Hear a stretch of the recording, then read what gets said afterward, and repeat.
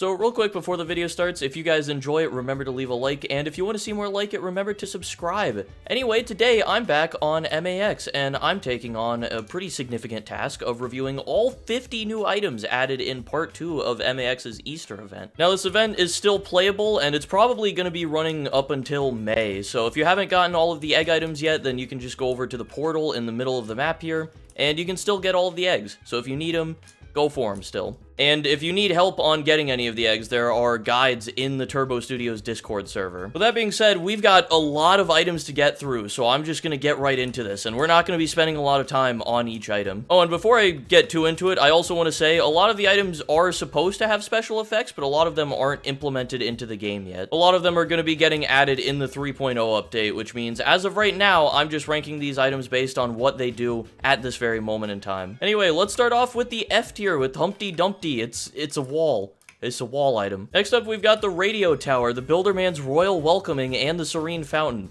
All of these are low multiplier furnaces that are only good if you just started playing the game. Next up, we've got the one furnace that ended up out of F tier, which is the Nubilis Egolith, which is because it has a 100 multiplier, which is slightly better than the other furnaces. Next up, we've got the Trekkie. This thing has a 10 times multiplier, which isn't bad, but it's pretty low MPU, and it's also a raised conveyor, which is disgusting. Next up, we've got the Knight's Scrambled Fortress, which is one of those items that's supposed to have a special effect that's not implemented into the game yet, which is damage. It's also got a really low multiplier and MPU, so until that special effect gets added, this thing is pretty garbage. Next up is the Missing Information. This thing is a 2.5 times multiplier. Is bad. Finally, in the D tier, we've got the Call of the Void, which is a 10 times multiplier item, low MPU, and it requires a cannon, and its special effect isn't in the game yet. Now, moving up to the C tier, we're starting off with the Lost Wreckage, which I like because it's very reminiscent of the Flying Dutchman.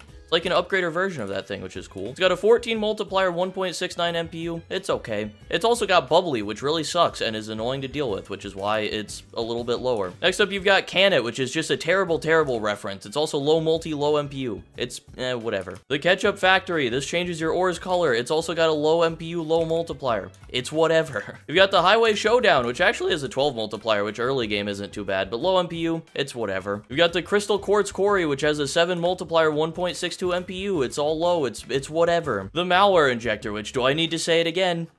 It's whatever. We got the Cataclysmic Meteoroid, which is actually a little bit better in raw multiplier. It's got 20 times, which is decent early game. Still 1.64 MPU, no special effects, it's whatever. Finally, we've got the Schrodinger's Cat, which actually has something interesting to talk about. It's actually got a pretty decent max MPU, but that requires the Draconic Chance to get that, and it's also a 50% destroy rate item. So this thing has the potential to be kind of decent, but on the whole, it's just, 50% destroy rate's not worth it. All right, moving on into the B tier. We're not getting any more interesting with this one. All of these items are basically just flat multipliers. I pretty much ranked them just based on their MPU. It was like, I think down here, it was like weird offshoot items in 1.5 MPU, and then in this tier, it was like 1.6 to 1.7, 1.7 to like 1.8. This was like 1.8 to like right under 2, and then if it's over 2, it's up in this tier. So if you were wondering what I was basing most of my rankings off of, there you go. We got the Sugar Crystallizer, 1.7 MPU, 5 times, it's whatever. We got the Whimsical Wonderland. This thing has an effect that doesn't work. It's also a 32 times multiplier, which is actually pretty high as a base level. So this thing is pretty decent early game, once again, but no special effects that work right now. It's whatever. The Atmospheric Expedition is a fire upgrader, so it gets a buff from Heatwave, which makes it a pretty decent MPU, 1.73. It's okay. Chicken. Did you guys know that the Egglian attack actually has a reference to me in the Egg Hunt?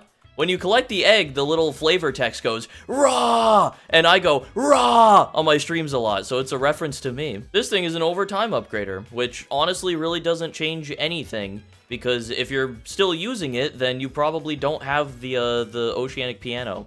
And if you do have the Oceanic Piano, you're not using this thing. But if you're not using the Oceanic Piano, then your setup probably takes long enough that this thing is going to work anyway. So doesn't really matter. I used this item to write down all of my rankings for the items before I recorded the video. The Horizon Invasion is if Afterimage was an upgrader, and also not very good. Guys, I think this one is made of cheese. The Hard-Boiled Bomb actually gives me something to talk about because similar to the Schrodinger's Cat, it actually has a pretty high max MPU. But it also requires a buff from Draconic. But this thing has a better base multiplier and has a lower explosion chance. So it's just pretty much a straight upgrade to the Schrodinger's Cat. It's actually not bad. Don't say it. No, I see. No, don't say it. Don't do it. No. The Magmatic Phoenix is a fire upgrader with a max of 1.96. Actually pretty good. Decent base multi, solid. Once again, this item has a special effect, in this case sparkles, that isn't in the game yet. But it's just a flat multiplier, decent MPU for right now. The Creative Playground has a 1.91, just straight flat, decent upgrade right here. Not bad. We've got the Glagoland Giggler, which has a decent max MPU, but only if you have items from the Day of Giggling event. So it's still pretty good if you played that event. That happened pretty recently, so I think a lot of people will. But yeah, it's still okay. I hate Glagoland. I hate dude. It's so unfunny. Why was there a whole event around that, dude? It's so I hate it. I'd like to see the secret menu, please. Give me one Jigoku special on the go.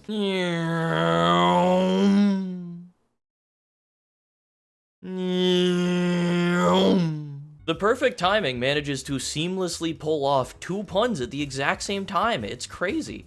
I've never seen anything like it before. This one is an overtime, which actually matters a bit more because it takes a bit longer to upgrade. So yeah, if you're using this thing and you don't have the Oceanic Piano, it takes a little bit longer, so it might not be as good. But decent MPU still, good multiplier. Dropping into the war zone. Oh yeah, Brawl of Duty also has the damage effect, which isn't in the game yet. Woo! The Extraterrestrial Voyager actually gives me something to talk about because it's a $1 furnace. Nope, it's a $1 mine, but it gives a 4x furnace buff, which basically means it's just a slightly harder to use portable upgrader. It's not as good as the other portables in the event, which we'll get to in a second, but it's still pretty good. Goes up in the A tier because it's still decent item. Starting off the S tier, we've got the Abstract Future. This is just a straight up 2 MPU item. Very good. We've also got the Data Indefinity, which it has a special effect that I don't know how it works exactly, but it's got a max MPU of 2.15. So it's really good if you get that max MPU. So it goes in the S tier. Lugabris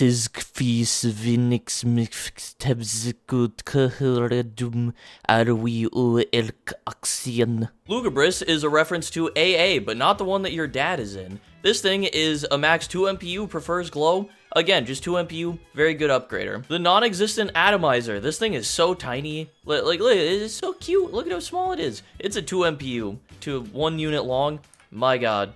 What a nice upgrader. I couldn't help myself with this one. I mean, come on. Have you seen the outfit that I've been wearing this whole time? You can't expect me to not put the Princess's Royal Closet up in S tier. Gives you the pink skirt. Come on. And now, we've reached pretty much the end of the video. To wrap things up, I wanted to do a little speed round in the S tier of all of the different portable items that got added in this event, because Jesus Christ, there's so many of them. We got the Dice of Infinite Possibilities, we've got the Dice Blaster, the Horizontal Singularity, Gert's Grand Library, Mr. Cuddles, Mr. Eggy Vice's Ball and Vaporwave Adventure, and of course the 2 Heavenlies that you get for completing the event. You've got the King and Queen Crystalline Geese. Yeah, every single one of these is obviously really good. None of them have any kill chances or anything.